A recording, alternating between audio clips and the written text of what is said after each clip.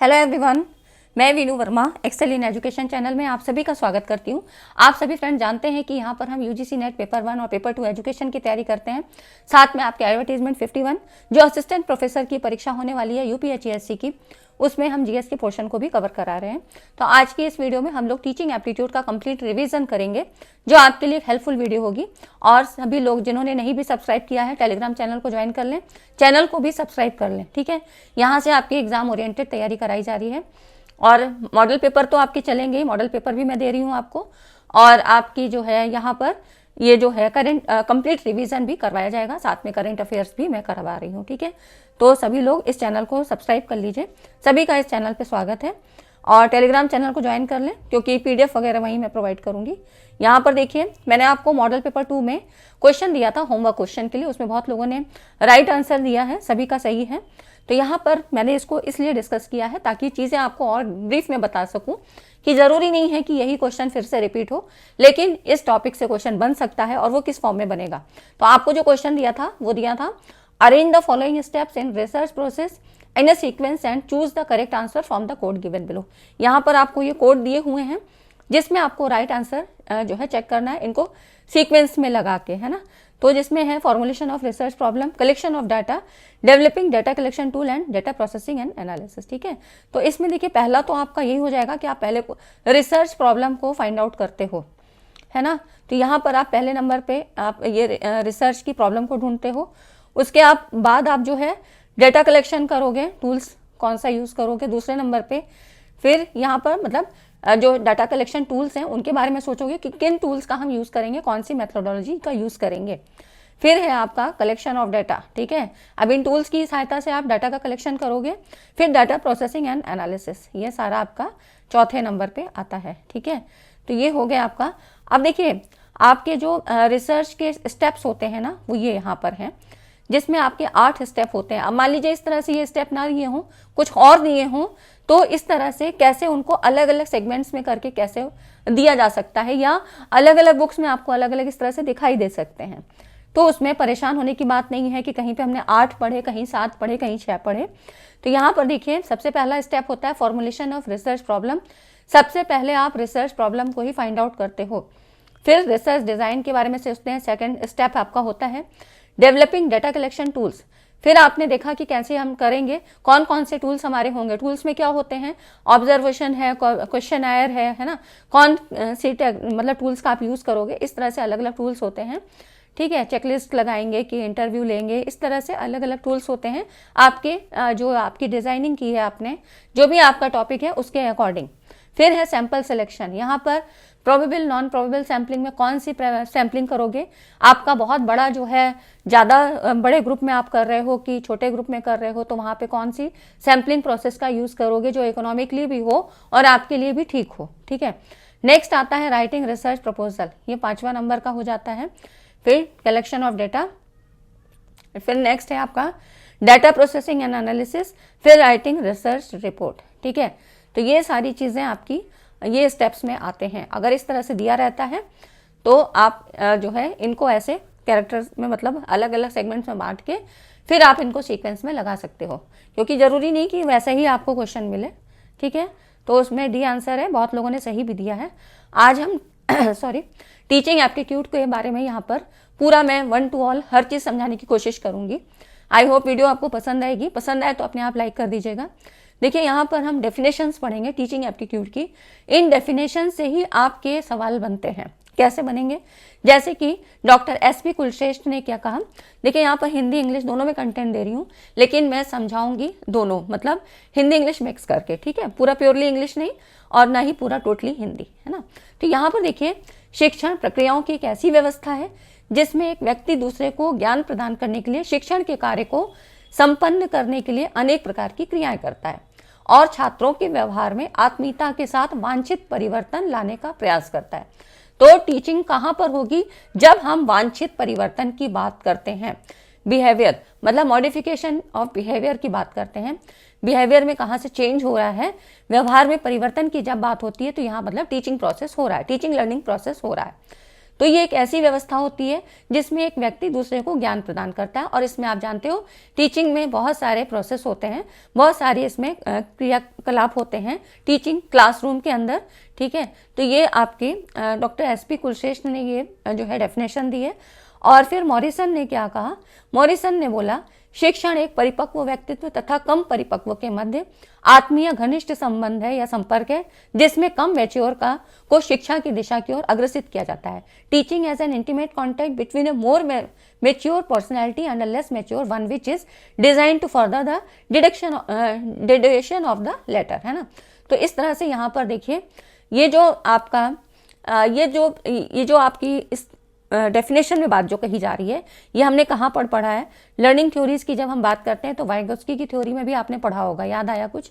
ZPD का जो zone of proximal development का सिद्धांत पढ़ते हैं तो वहाँ पर देखिए ये यूजीसी नेट पेपर 1 में भी पूछी जा रही हैं चीज़ें, और आपके यहाँ पर भी पूछी जा सकती हैं, क्योंकि आप असिस्टेंट प्रोफेसर बनने जा रहे हैं, है ना। तो ये मान के चलते हैं, और मान के क्या, ये बात बिल्कुल सही है कि आप यूजीसी नेट पास करके आए हैं, ठीक है। तो इसमें ये मत सोचिएगा कि यूजीसी नेट का है या हमारा नहीं है, आप वो पढ़ के आए हैं, बस एक क्विक रिवीजन आपका होना चाहिए, क्योंकि कुछ लोगों ने बहुत पहले किया होगा यूजीसी नेट, पर वो परीक्षा अभी आज इस बार देंगे, है ना। तो उनके लिए रिवीजन करना मस्ट हो जाता है, कहीं वो 50-50 वाला चांस ना हो कि ये भी हो सकता है वो भी हो सकता है, ठीक है। तो ये हम वहां पर पढ़ते थे वाइगोत्स्की की थ्योरी में, ठीक है। वाइगोत्स्की के संज्ञानात्मक विकास के सिद्धांत में वहां पे पढ़ा जाता था एक कम मैच्योर व्यक्ति जो है जो ज़्यादा मैच्योर है वो ज्ञान देता है। ज़्यादा मैच्योर कौन होगा, टीचर, और कम मैच्योर कौन है, लर्नर, ठीक है। तो ये हो गया आपका मॉरिसन की लेवल्स ऑफ टीचिंग में भी बात करते हैं, है ना। फिर यहाँ देखिए वर्ल्ड बुक एनसाइक्लोपीडिया के अनुसार शिक्षण एक ऐसी प्रक्रिया जिसमें एक व्यक्ति दूसरे को ज्ञान, कौशल तथा अभिरुचियों को सीखने या प्राप्त करने में सहायता करता है। अब देखिए यहाँ पर ज्ञान और कौशल की भी बात हो रही है और इंटरेस्ट की भी बात हो रही है, ठीक है। तो इसमें ये सारी चीज़ें सीखने या प्राप्त करने में सहायता तो कौन करेगा, टीचर ही करेगा, ठीक है। टीचर लर्नर को उसकी जो है इंटरेस्ट को जान के, उसके वीक और स्ट्रॉन्ग पॉइंट को जानकर उसको ज्ञान प्राप्त करने में सहायता करता है। अब देखिए इसकी कैरेक्टरिस्टिक क्या होती हैं। शिक्षा का अर्थ यहाँ पर देखिए केवल स्कूल में दिए जाने वाले ज्ञान तक सीमित नहीं है। कैरेक्टरिस्टिक या विशेषताएं, टीचिंग की विशेषताएं क्या है। शिक्षा का अर्थ केवल स्कूल में दिए जाने वाले ज्ञान तक सीमित नहीं है। मतलब क्या हुआ कि यहाँ पर बात हो रही है कि खाली फॉर्मल टीचिंग की बात नहीं होती है। फॉर्मल, नॉन फॉर्मल, इनफॉर्मल अलग अलग टाइप्स होते हैं टीचिंग के। जैसे फॉर्मल में क्या हुआ, औपचारिक शिक्षा जिसको कहते हैं। तो यहाँ पर आपकी ये जो फॉर्मल होती है ना, ये कहाँ पे होगी, स्कूल कॉलेज में, ठीक है। स्कूल कॉलेज का अपना एक टाइम होगा, कुछ डिसिप्लिन्स होंगे, तो इन माध्यम से ये जो है शिक्षा दी जाती है। और उसके बाद कह रहा है केवल स्कूल में दिए जाने वाले ज्ञान तक सीमित नहीं है। खाली स्कूल तक की बात नहीं होती है, कहीं कहीं पे आपके इनफॉर्मल जो है एजुकेशन भी दी जाती है, इनफॉर्मल टीचिंग भी होती है। जैसे जो आपकी नॉन फॉर्मल या इनफॉर्मल दोनों तरीके की होती है। जैसे कि नॉन फॉर्मल अप्रत्यक्ष रूप से, ठीक है, यहाँ पर दिन प्रतिदिन के माध्यम से जो प्रदान की जाती शिक्षा है वो होती है, तो ये हो जाती है आपकी इनफॉर्मल, ठीक है। यहाँ पर जैसे कि आप घर में सीखते हैं, खेल के मैदान में जब बच्चा खेलने जाता है तो वहाँ पर भी कुछ ना कुछ चीज़ें सीखता है, वहाँ कुछ रेगुलेशंस बनाए जाते हैं, कुछ नियम होते हैं, है ना। तो इस तरह से ये अलग अलग तरह के माध्यम होते हैं, ये संस्थाएं होती हैं शैक्षिक व्यवस्था के आधार पे।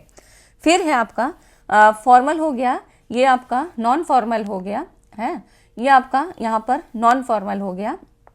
तो इसमें यहाँ पर देखिए ये जो है आपका नॉन फॉर्मल हो गया और उसके बाद इनफॉर्मल, ठीक है। तो ये आपका नॉन फॉर्मल है, यहाँ पर ये नॉन फॉर्मल, और इसके बाद इनफॉर्मल। यहाँ पर जैसे कि जो आपकी निरौपचारिक शिक्षा है, यहाँ पर लचीली और मुक्त प्रणाली होती है, ठीक है। यहाँ पर क्या होता है, जैसे कि डिस्टेंस एजुकेशन, इग्नो वगैरह से आप जो है कोई भी शिक्षा लेना चाहते हो, तो यहाँ पर क्या होता है, जो इनफॉर्मल होती है यहाँ पर जैसे कि इग्नो, है ना। तो ओपन यूनिवर्सिटी है, यहाँ पर कोई भी उम्र की या समय की कोई सीमा, कोई प्रतिबद्धता नहीं होती है, कोई कंडीशन ऐसी नहीं होती है, आप ले सकते हो ना। तो डिस्टेंस एजुकेशन से, ओपन यूनिवर्सिटी से यहाँ पर ले सकते हैं, ठीक है। तो ये मतलब हुआ कि खाली स्कूल की बात नहीं होती है, आप किसी भी तरह से शिक्षा ले सकते हो। कहीं पर भी टीचिंग लर्निंग प्रोसेस ऐसा होता है जो कि आजीवन चलता रहता है। तो जैसे यहाँ पर देखिए शिक्षा एक गतिशील प्रक्रिया के रूप में, education as a dynamic process, static ना होकर एक डायनेमिक प्रक्रिया है। और जो कि लर्नर को सदैव देश काल और परिस्थिति के अनुसार हमेशा आगे बढ़ने के लिए प्रेरित करती है। अब नेक्स्ट आता है आपका education as a bipolar process. Bipolar का मतलब क्या हुआ, इसमें जो है द्विमुखी प्रक्रिया, मतलब यहाँ पर टीचर और लर्नर के बारे में ही बताई गई है। दो पोल्स बताए हैं, टीचर और लर्नर। इसको किसने दिया था, यहाँ पे शिक्षा शास्त्री एडम्स। कई बार ये भी पूछ लेते हैं कि किसने दिया था, है ना, बाइपोलर सिद्धांत किसने दिया था। तो ये जो यहाँ पे एजुकेशनिस्ट थे हमारे शिक्षा शास्त्री एडम्स ने दिया था कि दो धुरियाँ हैं, दो पोल्स बताएं, शिक्षक और शिक्षार्थी। फिर एक आया शिक्षा education is a tripolar process. Tripolar को यहाँ पर जॉन डीवी ने बताया, ठीक है। ट्राइपोलर का जो सिद्धांत था ये जॉन डीवी ने दिया। इन्होंने बोला कि पाठ्यक्रम भी इसमें निर्धारित होता है, मतलब यहाँ पर खाली टीचर और लर्नर की बात ना होकर पाठ्यक्रम जो है वो भी होना चाहिए। तो इस तरह से द्विमुखी प्रक्रिया न मानकर इसको इन्होंने ट्राइपोलर माना, है ना। शिक्षा की समस्त प्रक्रियाओं का आधार मनोविज्ञान है। ये सवाल अक्सर पूछा जाता है कई परीक्षाओं में, जो भी आपके टीचर भर्ती की परीक्षाएं होती है वहाँ पर ये सवाल बनता है। तो क्योंकि जो आपका अप्रोच है वो क्या है, लर्नर सेंटर्ड है ना। टीचर का काम क्या है, लर्नर को आगे बढ़ाना, लर्नर को मोटिवेट करना सीखने के लिए, और उसी के जो मॉडिफिकेशन मतलब बिहेवियर में जो उसके चेंज आएगा उसी को हम देखते हैं कि उसने लर्निंग प्रोसेस में कहाँ तक सीखा। तो ये आधार क्या हुआ, मनोविज्ञान, है ना। उसके बाद देखिए शिक्षण और अधिगम की परिस्थितियों में संबंध स्थापित करता है। फिर शिक्षण छात्रों में उत्सुकता जागृत करता है। ये सारी कैरेक्टरिस्टिक हैं। शिक्षण कला और विज्ञान दोनों ही है, ठीक है। टीचिंग आपकी आर्ट्स भी है और साइंस भी है। कहीं पे आप सिद्धांतों के द्वारा समझाते हैं टीचर को, मतलब टीचिंग को, जो आपका कॉन्सेप्ट है, और कहीं पर हम उसको प्रैक्टिकली करके, है ना, इस तरह से सिखाते हैं। तो एक ही चीज़ को अलग अलग तरीके से सिखाया जाता है। अगर आपको कहा जाए कि जैसे कि हिंदी का कवि है, गुड़हल के फूल की बात करेगा तो वो उसको कलर के आधार पे, खुशबू के आधार पे ऐसे बताएंगे, और वहीं पे साइंस का टीचर उनके पेटल्स, सेपल्स, है ना, स्टिग्मा, इन सब के बारे में बात करेगा, ठीक है। शिक्षण एक कौशल युक्त क्रिया है, ठीक है। तो यहाँ पर एक क्या होता है, एक्टिविटी भी कराई जाती है। आपके जो लर्निंग बाई डूइंग वाला मेथड होता है वो भी यहाँ पर करवाया जाता है। तो एक कौशल युक्त स्किल बेस्ड यहाँ पे प्रोग्राम होता है, ठीक है। आप देखिए यहाँ पर वेरिएबल्स ऑफ टीचिंग, जहाँ से भी सवाल बनते भी हैं। आप यहाँ पर देखिए, यहाँ अगर हम वेरिएबल्स की बात करें, वेरिएबल्स मतलब क्या होता है, जो वेरी करे, ठीक है, मतलब जो परिवर्तित हो, परिवर्तन हो जिसमें। तो इसमें क्या होते हैं, इंडिपेंडेंट वेरिएबल, यहाँ पर डिपेंडेंट वेरिएबल, और नेक्स्ट है आपका इंटरवेनिंग, हस्तक्षेप। इंडिपेंडेंट क्या है, जो किसी पर डिपेंड नहीं होता है। तो डिपेंड कौन नहीं होगा, छात्र तो शिक्षक पे डिपेंड होगा, शिक्षक जैसा सिखाएगा वैसा ही लर्नर को सीखना पड़ेगा। तो यहाँ पर इस प्रक्रिया में जो इंडिपेंडेंट वेरिएबल है वो कौन है, शिक्षक स्वतंत्र चर है, इंडिपेंडेंट है। शिक्षक का कार्य है अपने हिसाब से वो प्लानिंग करेगा, लेसन प्लान बनाएगा, और उसको जैसे भी कंटेंट अपने समझाना है उस तरह से वो कॉन्सेप्ट को समझाएगा, ठीक है। तो इस तरह से वो अपने कंटेंट को प्रोवाइड करेगा। तो इंडिपेंडेंट वेरिएबल कौन हो गया, टीचर हो गया। डिपेंडेंट वेरिएबल इसी का अपोजिट जो यहाँ पर छात्र होगा, जो लर्नर है, वो टीचर पर डिपेंडेंट है पूरी तरीके से। तो छात्र का प्रदर्शन शिक्षण प्रक्रिया और शिक्षक की विधियों पर निर्भर करेगा, ठीक है। यहाँ पर टीचर जिस मेथड से सिखाना चाह रहा है लर्नर को उसी तरह सीखना है, लर्नर की मनमानी नहीं चलेगी, है ना।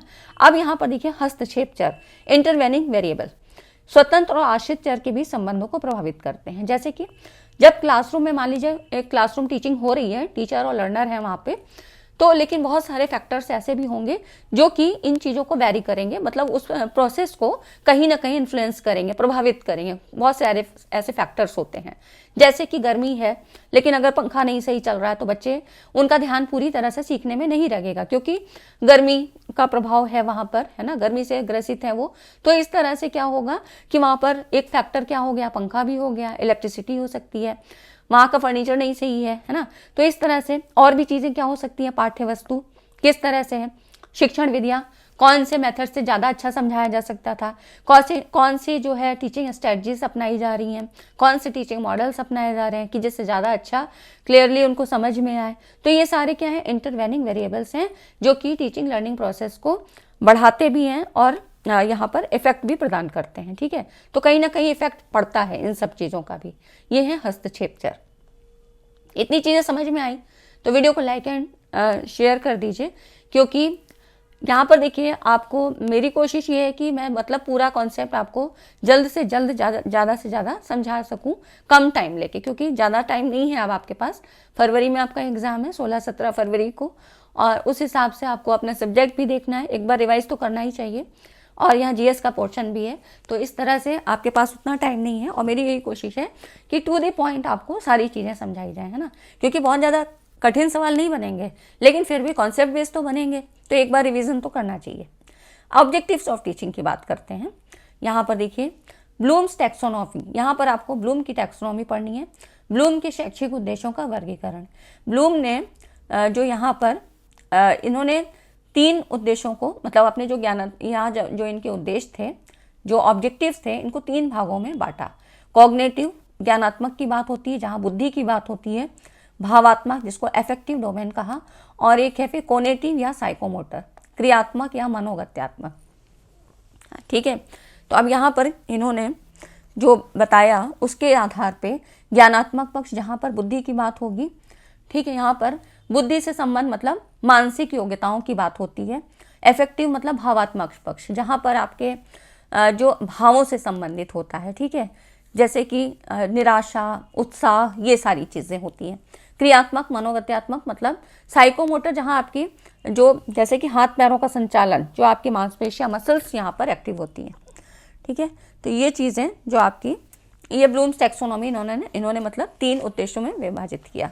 और देखिए ये जानना भी क्यों ज़रूरी होता है, क्योंकि जब आप लर्निंग मतलब टीचर जो है कोई भी टीचिंग लर्निंग प्रोसेस स्टार्ट करता है तो कुछ उसके शैक्षिक उद्देश्य होते हैं, इन शैक्षिक उद्देश्यों के आधार पे उसकी टीचिंग स्टार्ट होती है। जैसे कि मैंने आज ये डिसाइड किया, मेरा उद्देश्य क्या है कि आपको जो टीचिंग के जितने इंपॉर्टेंट कॉन्सेप्ट हैं वो आज आपको मैं बता दूं। आप एक बार देख लेते हैं तो आपको चीज़ें समझ में आ जाएंगी, ठीक है, ये मेरा उद्देश्य है। तो आज मेरा ये टीचिंग ऑब्जेक्टिव मेरा यही है, ठीक है ना। तो इस तरह से हर टीचर का अपना एक उद्देश्य होता है, वो अपने एक उद्देश्य को सेट करके ही वहाँ पे क्लासरूम में जाते हैं। फिर इन तीनों पक्षों को ब्लूम ने पुनः उपवर्गों में बांटा, है ना। जैसे कि जो यहाँ पर देखिए इंग्लिश में भी है, जो इनके ज्ञानात्मक पक्ष कॉग्निटिव की बात हो रही है, इनका संबंध सूचनाओं, ज्ञान, तथ्यों, सिद्धांतों और लर्निंग के रिकॉल और रिकॉग्निशन से होता है। अब देखिए यहाँ पर जैसे कि रिकॉल और रिकॉग्निशन की बात हो रही है, तो तथ्यों को, शब्दों को, सिद्धांतों को और नियमों के द्वारा जानकारी को रखने का प्रयास किया जाता है ना। तो नॉलेज, रिकॉल एंड रिकॉग्निशन जो बात हो रही है कि रिकॉल, देखिए यहाँ पर रिकॉल और रिकॉग्निशन, तो यहाँ पर क्या हो रहा है कि जो भी चीज़ें पढ़ाई गई हैं, कभी भी आपने पढ़ी हैं चीज़ें, आपको याद हैं, कितनी याद हैं, समय पढ़ने पे जब उनकी ज़रूरत है आप उस चीज़ों को रिकॉल कर पाते हो या नहीं कर पाते हो, क्योंकि कहीं ना कहीं वो माइंड में कहीं ना कहीं स्टोर होती है, मेमोरी उनकी रहती है। तो ये हो जाता है कि इन सिद्धांतों को इनके मतलब आप रिकॉल कर पा रहे हो, रिकॉग्नाइज कर रहे हो कि नहीं। भावात्मक पक्ष का संबंध इंटरेस्ट से होता है, एटीट्यूड से होता है और बिलीफ्स मतलब मूल्यों के विकास से होता है, ठीक है। क्रियात्मक पक्ष के उद्देश्यों का संबंध कौशल और शारीरिक क्रियाओं के विकास से होता है, ठीक है। तो यहाँ पर कौशल, जो कोई स्किल अगर सिखाई जाती है, जैसे कि आप टाइपिंग सीखना चाह रहे हो तो वहाँ पर क्या होगा, आपकी जो हाथ काम करेंगे ना, आपकी उंगलियां काम करेंगी, तो ये क्या हो गया, शारीरिक क्रियाओं के विकास से, है ना। तो इस तरह से शिक्षण की अपेक्षा प्रशिक्षण में क्रियात्मक उद्देश्य अधिक महत्वपूर्ण होते हैं। यहाँ पर क्रिया करके, हमेशा एक्टिविटी करके यहाँ पर सिखाया जाएगा, ठीक है। तो इस तरह से ये जो होगा, जो साइकोमोटर होगा, यहाँ पर आपकी जितनी भी ये मसल्स होती हैं, आपके ये जो हाथ पैरों की इंद्रियां होती हैं, ये वर्क करती हैं, ठीक है। तो ये हो जाता है आपका, यहाँ पर देख लीजिए सारी चीज़ें इंग्लिश में भी हैं, इंग्लिश वाले पढ़ना चाहें तो। अब देखिए, अब जो ब्लूम की टैक्सोनॉमी थी, इन्होंने कॉग्निटिव डोमेन में, मैं इसको बता रही हूँ क्योंकि यहाँ पर जो कुछ टर्म्स होते हैं ना, इनसे भी सवाल कई बार बन जाते हैं, जैसे कि कॉग्निटिव डोमेन। अब इसको इन्होंने, इनमें 5 स्टेप इन्होंने बताए, जैसे कि नॉलेज, रिकॉल एंड रिकॉग्निशन, ठीक है। ज्ञान, प्रत्यास्मरण और अभिज्ञान, जिसको रिकॉल और रिकॉग्निशन, रिकॉल मतलब जो कभी याद की हुई थी चीज़ें हमने, उनको फिर से रिकॉल करना, फिर से, जैसे कि आज मैं आपको पढ़ा रही हूँ ये सारी चीज़ें, फिर आप एग्जामिनेशन हॉल में इनको रिकॉल कर पाते हैं कि नहीं, है ना, ये चीज़ें हैं। तो रिकॉल और रिकॉग्निशन का मतलब है जो भी फैक्ट्स आपको बताए जाएं, शब्द, सिद्धांत या कोई भी नियम, इनके द्वारा जानकारी को रखने का प्रयास किया जाता है, ठीक है। ये हो गया आपका रिकॉल करना। कॉम्प्रिहेंशन क्या हो जाता है, बोध, जहाँ पर सामग्री को, मतलब जो कंटेंट हो उसको स्वयं के शब्दों में, जैसे मैं तो ऐसे बता रही हूँ, अब आप इसको किसी भी तरह से याद कर सकते हो, तो ये आप अपने शब्दों में, आपने कुछ मतलब कुछ ऐसे संकेतों के माध्यम से या आपने किसी भी तरह से आप उनको अपने तरह से बोध कर सकते हो, मतलब आप अपने शब्दों में उनको याद रख सकते हो अपने समझने के लिए। फिर एप्लीकेशन, एप्लीकेशन मतलब किसी जो है सिद्धांत या विचार को प्रयोग करने से पहले मतलब समझना, मतलब यहाँ पर जो चीज़ें आपने अभी तक पढ़ी हैं इन चीज़ों को दैनिक जीवन में किस तरह से उपयोग करेंगे। फिर एनालिसिस और सिंथेसिस, इन दोनों वर्ड्स को समझ लीजिए, काफ़ी इंपॉर्टेंट है। एनालिसिस क्या होता है? विश्लेषण और संश्लेषण। विश्लेषण मतलब यहाँ पर ये जो जितने भी ये तीनों फैक्टर हैं, ये यहाँ तक, इनकी अपेक्षा ये ज़्यादा हाई लेवल का होता है। विश्लेषण में सामग्री के विभिन्न भागों में बांटना, फिर उनको संगठित किए जाने के उपायों को विकसित करने पर बल दिया जाता है ना। तो इस तरह से यहाँ पर जितने भी नियम सिद्धांत आपने सीखे इनको एनालाइज करना, मतलब टुकड़ों में बांटना, अलग अलग टुकड़ों में। जैसे कोई चीज़ आपने सीखी, एक स्टेप सीखा, फिर दूसरा सीखा, फिर तीसरा सीखा, इस तरह से, ठीक है। और फिर उसका फिर यहाँ पर संबंधों का विश्लेषण किया और फिर व्यवस्थित करके इनको आपने सीखा, एनालिसिस किया। तो पहले एक ही बार में हमें नहीं मान लो समझ में आ रहा है, तो पहले हमने छोटे छोटे टुकड़ों में करके सीखा और उसके बाद फिर इसको पूरा फिर से हम पढ़ेंगे, तब हमें समझ में आएगा कि अच्छा ये थ्योरी यहाँ पे है। संश्लेषण में क्या होता है? संश्लेषण विभिन्न तत्वों और अंगों को एक साथ मिलाकर रखना, जिसमें एज ए होल एक जो स्वरूप निर्धारित होता है, ठीक है। तो यहाँ पर जो सिंथेसिस है ये एज ए होल की बात करता है, ठीक है। यहाँ पर सबको मिला के जो हमने टुकड़े टुकड़े ऐसे ऐसे करके सीखा था, इन सबको एज ए होल की बात होती है, यहाँ पर पूरा मिला के सारा चीज़ सीखना, ठीक है। तो ऐसे जैसे कि छोटे लर्नर्स होते हैं, जो छोटे स्टूडेंट्स होते हैं छोटे क्लास के, तो उनको पहले क्या होता है छोटे छोटे डिजिट्स में सिखाया जाता है ना। उसके बाद फिर वो धीरे धीरे उन्हीं मल्टीप्लिकेशन एडिशन करके फिर वो बड़े सवालों को भी हल करने लगते हैं। तो ये हो जाता है सिंथेसिस, ठीक है ना। तो ये हो गया संश्लेषण। एनालिसिस क्या हुआ? टुकड़ों में बांटना, छोटे छोटे पदों में करके बांटना। और संश्लेषण मतलब सिंथेसिस क्या हुआ? एज ए होल, मतलब पूरा एक समग्र रूप में एक जो है उसका स्ट्रक्चर देखना। जैसे कि अगर ये कहा जाए, मैंने पूरा चैप्टर आपको पढ़ाया, फिर मैंने कहा समरी दो, ठीक है ना। तो ये समरी क्या हो जाएगी? ये आप अपने मतलब उसको पूरा एज ए होल, छोटे छोटे पार्ट को जो आपने सीखा उनको एज ए होल आप थोड़ा सा शॉर्ट में करके आप बता रहे हो, ठीक है। तो ये हो जाता है आपका सिंथेसिस। अब देखिए जो ब्लूम्स की टैक्सोनॉमी थी, इन्होंने 1956 में तो ये वाले दिए आपको, फिर इन्होंने करेक्शन किया 2001 में, तो इसमें कुछ पदों को यहाँ पे अलग किया है ना, कुछ यहाँ पर चेंज किया। जैसे 1956 में देखिए नॉलेज था, जो अभी मैंने बताया ज्ञान, कॉम्प्रिहेंशन बोध हो जाता है, एप्लीकेशन, एप्लीकेशन मतलब प्रयोग, अनुप्रयोग है ना, एनालिसिस बताया अभी आपको, एनालिसिस विश्लेषण, सिंथेसिस संश्लेषण और इवेल्युएशन फिर मूल्यांकन, है ना। तो ये चीज़ें हो गई जो 1956 में दिया। उसके बाद देखिए 2001 में फिर इन्होंने इसमें कुछ परिवर्तन किए। अब क्या हुआ? नॉलेज को इन्होंने रिमेंबर बना दिया, फिर कॉम्प्रिहेंशन जो कि बोध था यहाँ अंडरस्टैंड, एप्लीकेशन ये अप्लाई हो गया, है ना, एनालिसिस को एनालाइज कर दिया, और देखिए इवेल्युएशन जो कि यहाँ पर पहले मतलब बाद में था, ये यहाँ पर इन्होंने स्मर दे दिया, ठीक है। और इसके बाद सिंथेसिस जो कि संश्लेषण था आपका, ये फिर क्रिएट के सृजनात्मकता के रूप में दे दिया, है ना। तो बस ये इन्होंने चेंज किया था, और कई बार ये पूछ लेते हैं, यूजीसी नेट वगैरह में पूछा गया है। पढ़ना इसलिए चाहिए आपको क्योंकि अभी आप रिटर्न दे रहे हो एग्ज़ाम, उसके बाद हो सकता है फिर इंटरव्यू में आपको बुलाया जाए, तो ऐसी छोटी छोटी चीज़ें याद होनी चाहिए, पता होनी चाहिए, क्योंकि आप इतने हाई लेवल की परीक्षा देने जा रहे हो, फिर इंटरव्यू में जाओगे, तो ये चीज़ें तो पता होनी चाहिए। अब हम बात करते हैं लेवल्स ऑफ टीचिंग, शिक्षण के स्तर। अब देखिए यहाँ पर शिक्षण के स्तर मॉरिस एल बेग्गी, है ना, तो मॉरिस एल बेग्गी ने यहाँ पर शिक्षण के जो स्तर बताए वो 3 तरह के स्तर बताए। एक ऑटोनोमस लेवल भी होता है, लेकिन आपके यहाँ ये 3 लेवल से सवाल बनते हैं, जिसमें है पहला मेमोरी लेवल। मेमोरी लेवल इसके प्रतिपादक थे हर्बर्ट, है ना। यहाँ पे मुख्य रूप से तथ्य याद करने पे आधारित है, मतलब टीचर सेंटर्ड अप्रोच है। कैसे? स्मृति स्तर के शिक्षण की क्रियाएं, यहाँ पर क्या होता है, छात्र पढ़ी हुई पाठ्यवस्तु को अपना मेमोराइज करते हैं, ठीक है, रटते हैं, तो जितना भी इजी होगा उनको रटने में उतना ही आसानी होगा। तो यहाँ पर क्या है, याद करने में क्या किसी बुद्धि का काम करना पड़ रहा है? नहीं। छोटे बच्चों को जो छोटी क्लास के होते हैं उनको क्या होता है, मेमोरी लेवल से ही चीज़ें करवाई जाती हैं, है ना। आप पोएम पढ़ाओ, राइम्स पढ़ो, मतलब याद करके सुनाओ, टेबल याद करो, है ना, गिनती याद करो, इस तरह से। तो ये हो जाती है मेमोरी लेवल, जहाँ पर बुद्धि से बहुत मतलब नहीं होता है, कॉग्निशन लेवल से बहुत मतलब नहीं होता है। और ये मुख्य रूप से फैक्ट्स को याद करने में होती है। तो टीचर सेंटर्ड अप्रोच है, टीचर ने जैसा बोला वो उनको वैसे ही याद करना है और उसी को सुनाना है। बहुत ज़्यादा अपना ये नहीं लगाना है कि अपने शब्दों में करके सुनाओ या ऐसे कुछ करो, ठीक है। अंडरस्टैंडिंग लेवल जो कि बोध स्तर होता है, बोध स्तर में क्या होता है, इन्होंने यहाँ पर मॉरिसन ने दिया था, इसके जो प्रतिपादक थे मॉरिसन थे, ठीक है। यहाँ पे कॉन्सेप्ट को समझने और उनके उपयोग पे बल दिया जाता है, मतलब स्टूडेंट सेंटर्ड अप्रोच है। अब बोध स्तर में क्या होता है, बोध स्तर के शिक्षण द्वारा प्राप्त ज्ञान अधिक प्रभावशाली होता है और स्थायी होता है। क्योंकि स्थायी क्यों होगा, क्योंकि लर्नर जो है यहाँ पर खुद से समझ रहा है और चीज़ों को अपने अकॉर्डिंग वो कंसेप्ट को समझ रहा है और उनको अपने तरह से उसको लिखेगा या समरी बनाएगा, या उसको अगर कहीं कहा जाए कि तुम अपने शब्दों में बताओ तो वो अपने शब्दों में बताएगा, ठीक है। तो इससे अधिक समय तक याद रखना और फिर से अगर कभी रिकॉल करने की ज़रूरत पड़ेगी तो स्मृति स्तर के शिक्षण से ये ज़्यादा इफेक्टिव होगा, है ना। जब आप अपने हिसाब से चीज़ों को पढ़ते हो, कुछ निमोनिक्स बना के याद कर लेते हो चीज़ों को, तो वो क्या होता है, आप तुरंत अपना बता लेते हो, है ना। क्योंकि आपने बहुत सारे यहाँ पर देखे होंगे कि ऐसे बहुत से स्टेप्स होते हैं जिनको, जैसे कि अभी यहाँ पर ये है जो रिसर्च के स्टेप्स हमने पढ़े, तो बहुत लोग अपने तरह से बना लेते हैं कि PHD ऐसे करके, ऐसे अलग अलग करके बना लेते हैं ना, कि यहाँ पर प्रॉब्लम है, फिर हाइपोथेसिस है, फिर डिज़ाइन है, ऐसे करके बना लेते हैं। मैं खुद भी वही करती हूँ, है ना।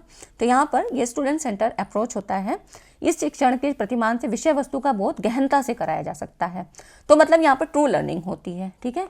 यहाँ पर जो होगी वो ट्रू लर्निंग होती है। ये हो गया आपका। फिर है रिफ्लेक्टिव लेवल। ये क्या होता है, मोस्ट थॉटफुल होता है। ये तो जो आपका मेमोरी लेवल है, लीस्ट थॉटफुल, ठीक है। यहाँ पर सोचने विचारने की क्षमता ज़्यादा नहीं होती है। फिर ये मीडियम होता है, ठीक है। और उसके बाद ये जो है यहाँ पर, और ये हो जाता है रिफ्लेक्टिव, ये हाई, ठीक है।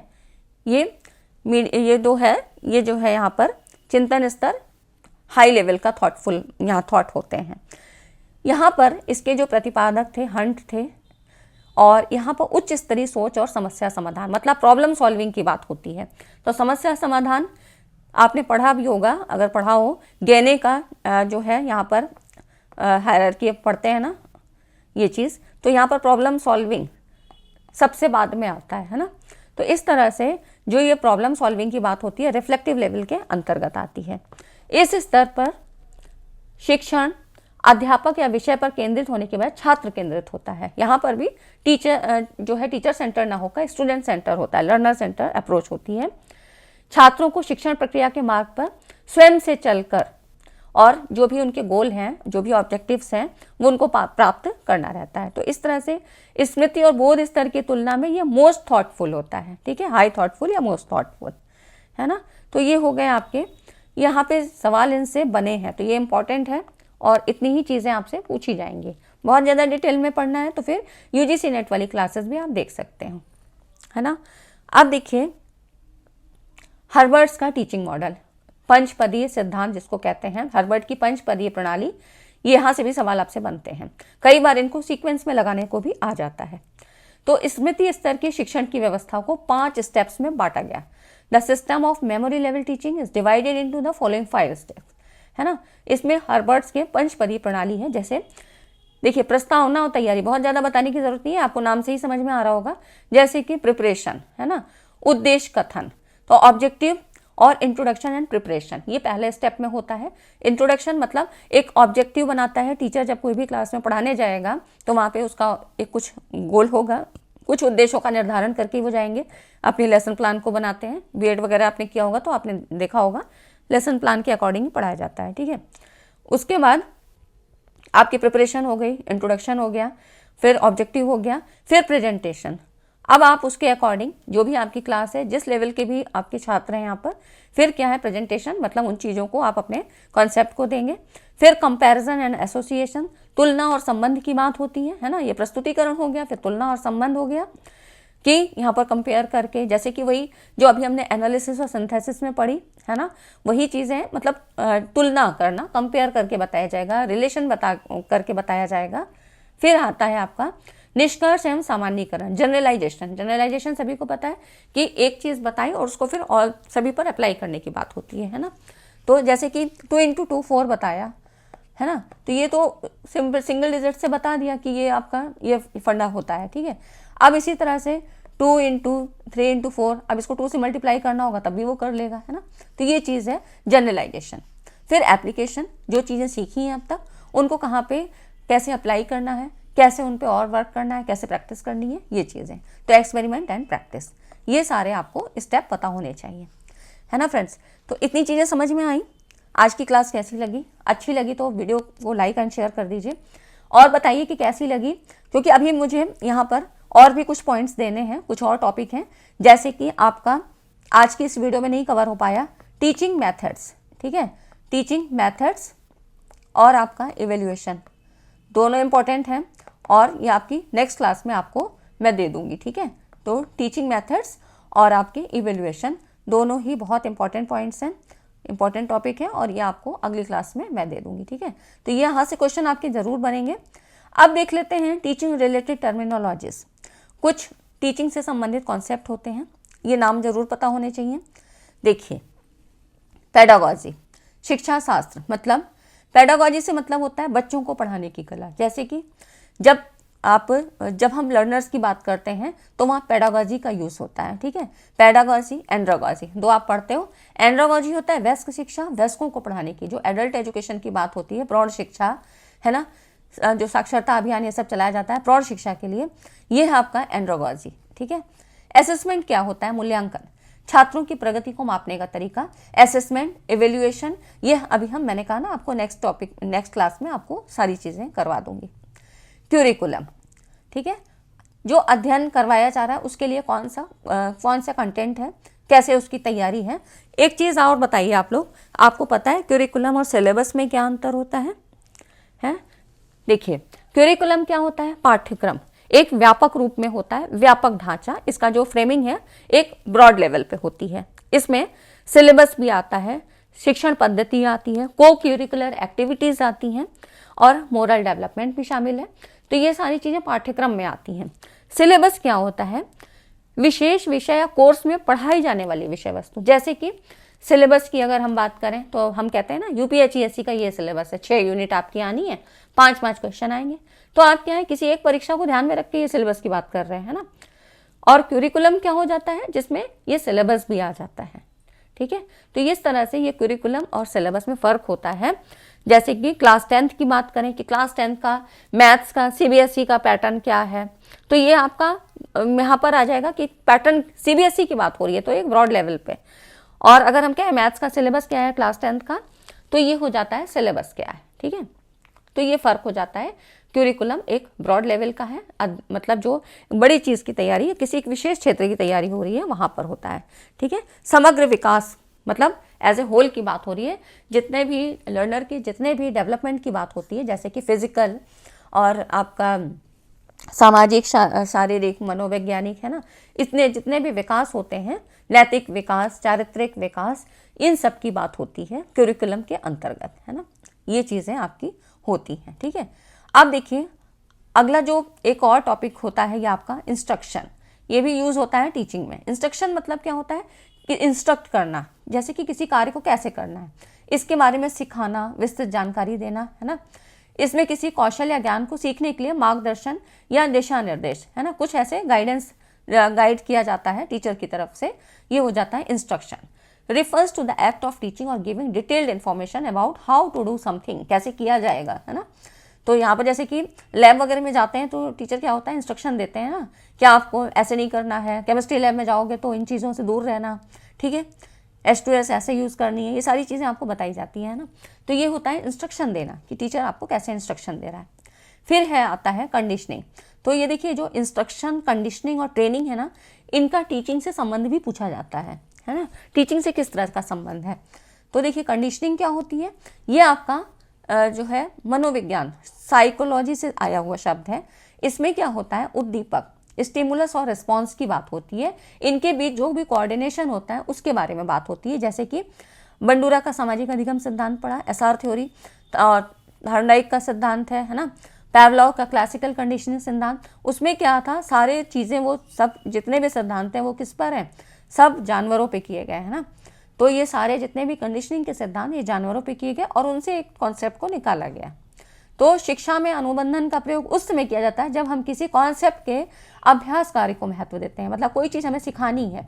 जैसे पैवलॉव की क्लासिकल कंडीशनिंग थी, है ना, तो वहाँ पे जो कुत्ते पे किया गया था लार का आना, है ना।